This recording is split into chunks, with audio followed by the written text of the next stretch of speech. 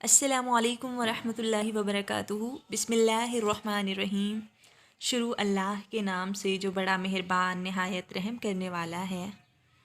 آج ہم بہت پیاری دعا سیکھیں گے جو حضرت محمد صلی اللہ علیہ وآلہ وسلم بہت کثرت کے ساتھ کیا کرتے تھے۔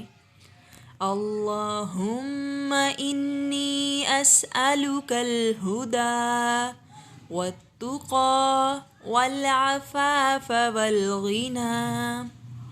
حضرت عبداللہ بن مسعود رضی اللہ تعالی عنہ سے روایت ہے کہ رسول اللہ صلی اللہ علیہ وآلہ وسلم یہ دعا مانگتے تھے: اے اللہ، میں تجھ سے ہدایت، تقوی، پاک دامنی اور لوگوں سے بے نیازی کا سوال کرتا ہوں۔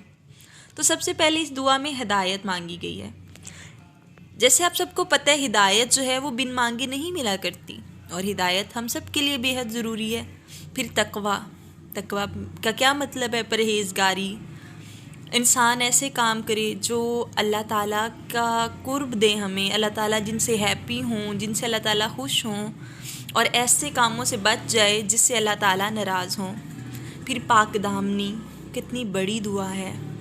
لوگوں سے بے نیازی کا سوال، اس بندے کو اور کیا چاہیے جو بے نیاز ہو جاتا ہے لوگوں سے، دنیا سے، وہ اللہ کے ساتھ لو لگا لیتا ہے۔